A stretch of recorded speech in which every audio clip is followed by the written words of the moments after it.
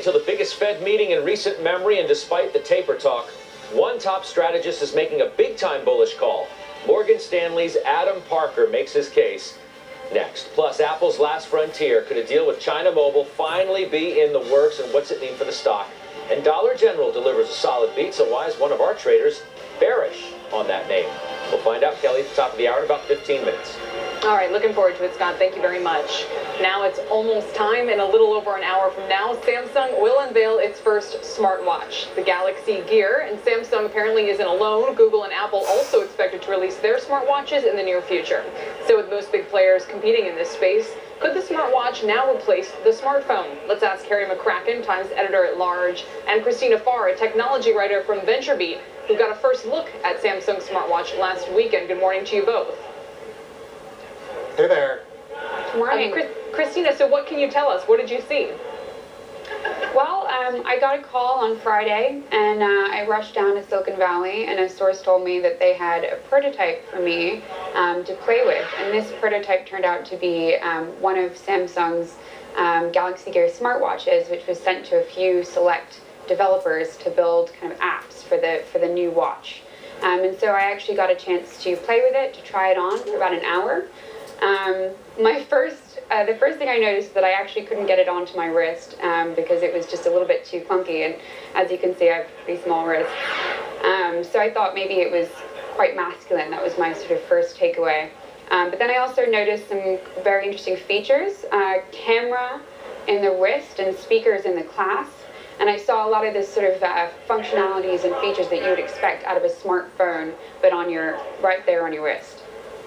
Interesting. Harry, I mean, from that review, obviously as truncated as it was, is this the smartwatch that will break out, that will create some sort of zeitgeist, that will be something beyond just a fitness tool for those who like to work out? I think everybody thinks there's a lot of potential in this category, and there have been a bunch of products already. Sony is just releasing its second generation one, but none of them has been the device where tens of millions of consumers look at it and say, aha, I understand why I want this.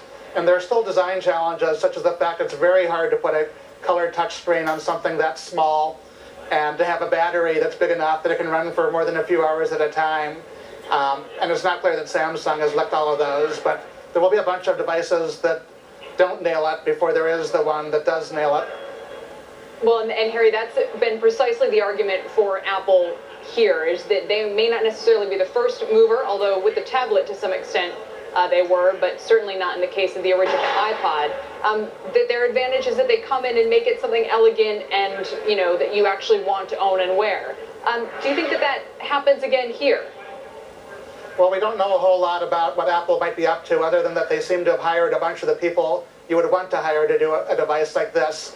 But you're right, people sometimes think Apple is early in categories. It's actually very late, and it's very good at kind of swooping in and doing the definitive device after other companies have sort of made mistakes along the way. Christina, I mean, you talk about how it's quite masculine, obviously a little bit clunky. I think people can sort of understand that these early designs are going to be like that. But do you think it's the kind of thing, was it the kind of thing that prodded you to use an app more often? The point of these things is ostensibly going to be to check your phone more often, to log on to Facebook more often down the road. So that's the question: is, you know, do you want your wristwatch to be an alternative to your smartphone? Will you leave the house and just have your smartwatch and leave your phone behind? And if you want to have all of those features that you might expect out of a phone on your wrist, then it's going to have to be pretty clunky. But if we're building a device that kind of accessorizes the mobile experience that you would use alongside your smartphone, then it can be a little bit more sleek and streamlined.